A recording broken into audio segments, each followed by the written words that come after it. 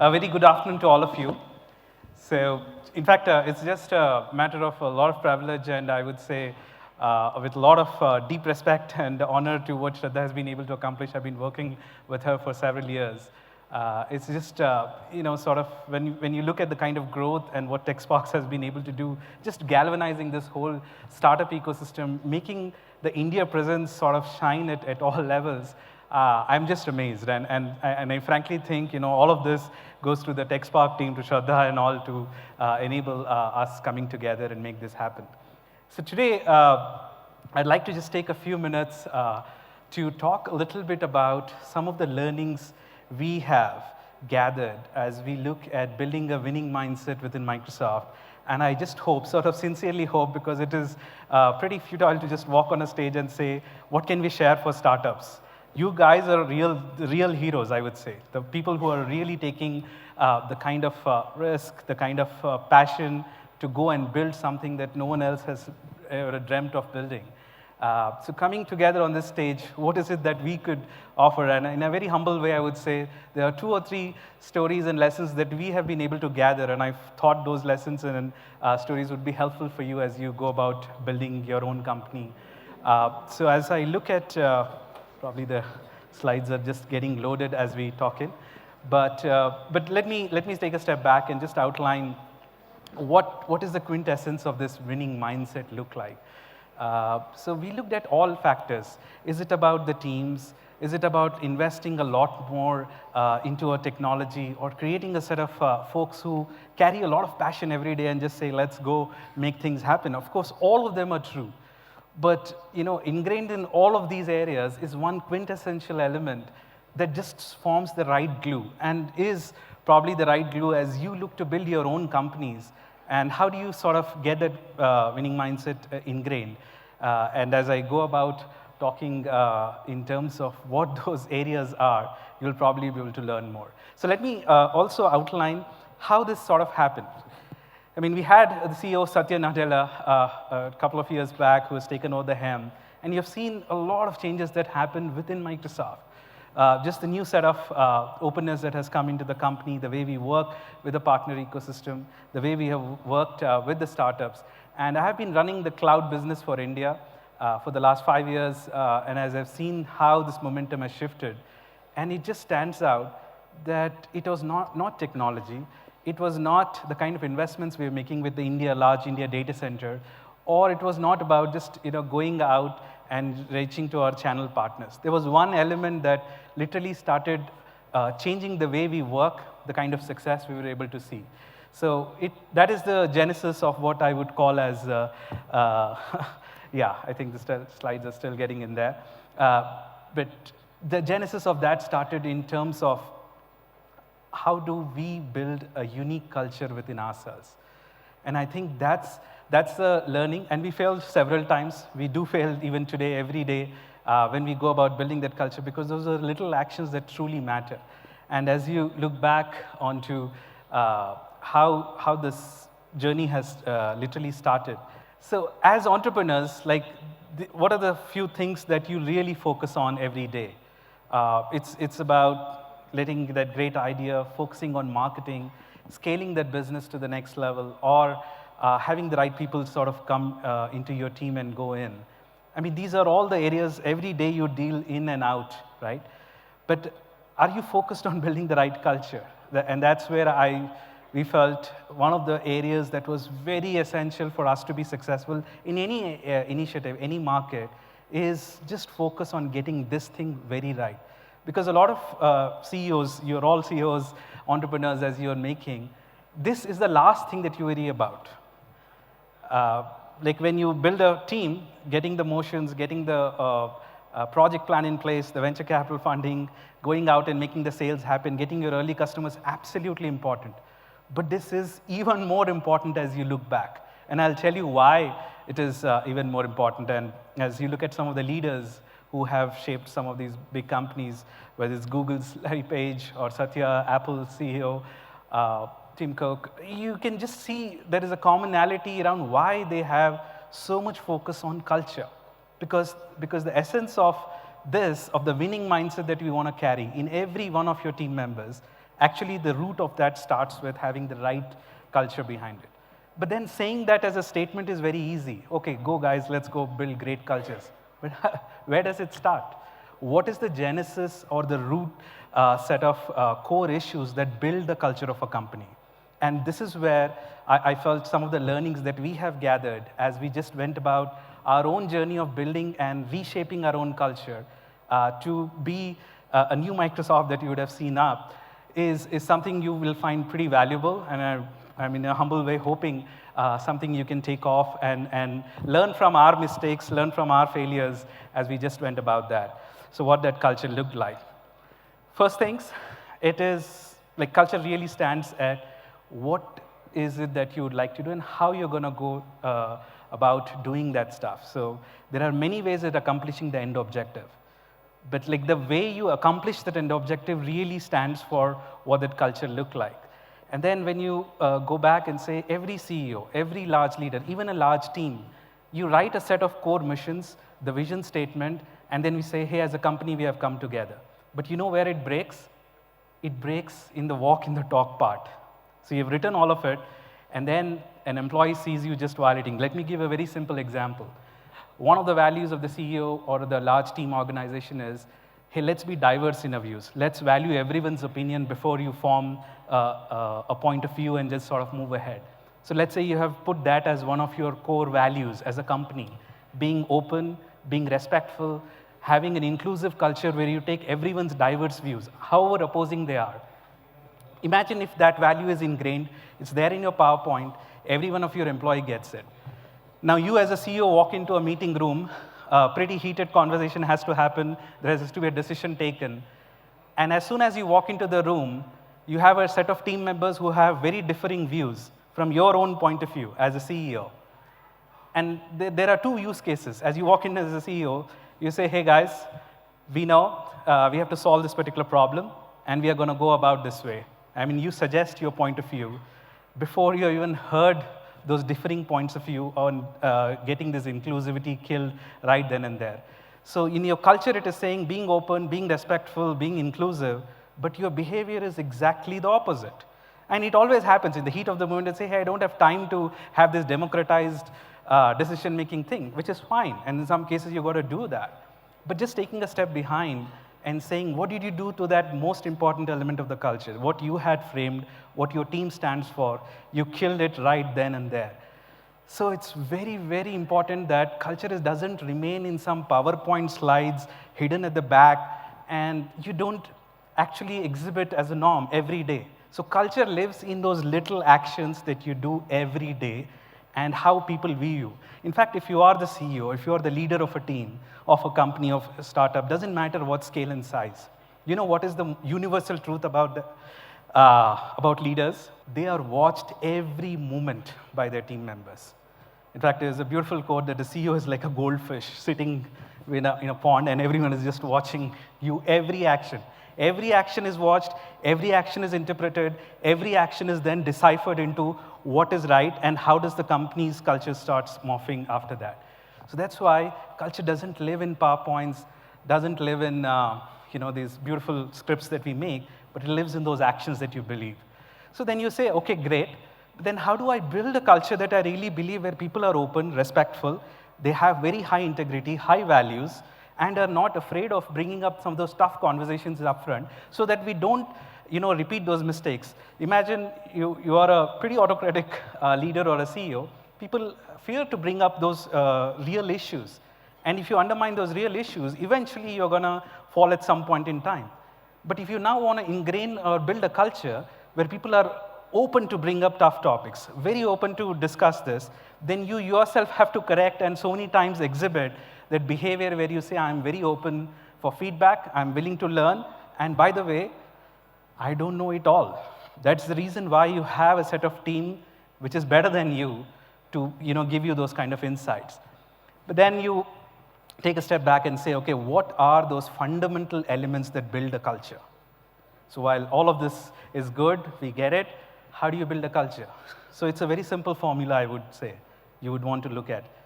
Culture is your values plus your behavior. Like behavior very consistent with your values. What are your values?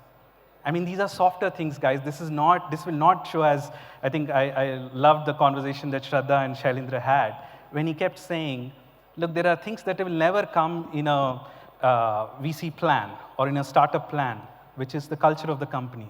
How true is a set of employees, how passionate they are, how driven they are by the mission of the company, and what do they collectively stand for? Would they be able to take a very, very difficult decision, which otherwise would be very easy to roll up under the carpet and say everything is hunky-dory? That is what you can't, put it on a table. But believe me, whether it's as large a company as Microsoft, or it's a startup, or any other area, if you don't get this right, no amount of investment, no amount of technology is going to get you to a place where you really want to go. So that's why really, really emphasize on your own behaviors and your values. So culture is V plus B. V is values, B is behaviors. And as a CEO, or as a leader of your team, just write down the 4 or 5 values that you truly stand for. From a Microsoft example, we believe there are 4 or 5 key values, like being open and respectful to others, having high integrity, honesty, taking on large goals and making things happen. That is one of the values we bring in. Similarly, there are many others that sort of come in. But it really starts at the top. And as I told you, it is not in a PowerPoint. You got to live it like day in and out. And as I told you, as leaders and as CEOs of your businesses, you are being watched every second, and the whole team follows the next action, not based on what you say. They only do what you are doing, how you are interacting, how you are talking, and how you are handling a crisis. So very, very important to get that right as we look at it. Now, I'm just going to take a step back as to how we reframed our thing, just in the context of, in the spirit of sharing some learnings. Because we had to relook. Satya shared this whole mission and our worldview. It's about empowering every person and every person on an organization on the planet to achieve more. Because that's the core to what we believe in. We can bring a lot of platform capabilities, just cloud advantage, everything, so that we help others be more successful. That's truly the intent. And then, of course, we shaped our worldview, strategy, mission. All of these are standard. I don't dwell a lot on it, but every one of you will have some of these pretty much as a part of your organization. When you're building your company, you will get these fundamentals in place. But you know what? All of this doesn't mean a thing if you haven't got the glue right. And the glue is culture. You can frame beautiful things and still not be able to accomplish what you really set out to if you don't get that right. So this is, I wouldn't go dwell into every element, but what we learned from our own failures, from our own journeys as we went about Microsoft, was a new culture that Satya himself has described several times, which is a culture of growth mindset. Now, what exactly is growth mindset? Growth mindset is in a simple way, it is a culture of moving from knowing it all to learning it all. If you have two individuals, one who always feels, hey, they know everything, they can, of course, be successful. No one can deny it, especially if they're intellectually and very, very smart. They mostly know answers to all the questions. But people who have a higher trajectory, make things happen in a bigger way, are the one who come with a very open learning mindset. They are willing to just take a step back and say, it's okay not to be perfect. It's absolutely okay, because you're not supposed to know everything. That's why you have a team which is probably better than you, learning it all, learning from mistakes, and being ready to be able to open up and take on to the next. So this growth mindset culture is the one that has completely changed the way we look internally ourselves. And that is the one that is probably at the core of how we are looking at our own transformations as we go forward. It describes about embracing challenge, persisting against setbacks, helping others be successful. Very, very important. Now, I can very easily write this statement saying, hey, as I build my team, as I build my company, I need people who are not just about themselves, who are not those single-sided heroes. They are the people who will go out and actually help others be successful. It's a pretty important initiative. And you can write that as a statement. People will read it. But when it becomes real? It'll become real only when you are able to see that in action and value that culture, behavior. So again, coming back to the formula, culture is values and plus the behaviors.